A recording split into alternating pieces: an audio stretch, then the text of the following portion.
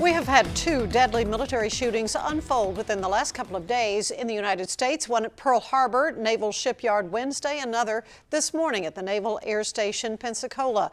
And since we're so close to Fort Hood, where one of the worst mass shootings in military history took place, our Olivia Leveda decided to check in on how folks at the Great Place are doing in light of recent events. Two deadly shootings at U.S. naval bases within just a few days. The first at a Pearl Harbor shipyard. Joint base security personnel did respond to the report of an active shooter today in the vicinity of Dry Dock 2 in the naval shipyard. The second in Florida at Naval Air Station, Pensacola. It was a handgun. But the deadliest shooting to ever unfold on a military installation happened a decade ago right here in Central Texas at Fort Hood. And military wife Julie Mosier vividly remembers that day. So it was scary. I was walking through the halls of the 3 Corps building and people running in the building, and I'm like, hey, what's going on? I was a civil service employee at the time. My husband was deployed, and our daughter was 2.5. and she was at the daycare on the installation. After hearing of the fatal shooting at Pearl Harbor on Wednesday, 2 days later, she wakes up to the news of the Florida shooting. Are you kidding me? Like, what has the world come to?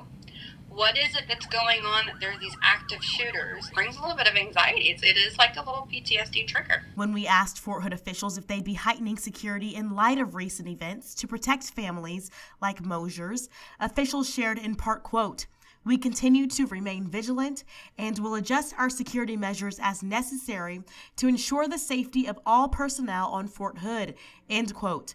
Meanwhile, Mosier is pleading for change. The world just fills with kindness and really just stop doing this. In Killeen, Olivia Leveda, 25 News. Thank you, Olivia. 25 News will continue to update you on these incidents as we receive new information both on air and online. Now, despite this week's events, the annual ceremony commemorating the 1941 attack on Pearl Harbor will go on as planned tomorrow. A spokeswoman for the Pearl Harbor National Memorial says this week's shooting at the shipyard will not affect their plans. Pearl Harbor survivors, World War II veterans, and their families are all expected at the 78th Remembrance Ceremony tomorrow.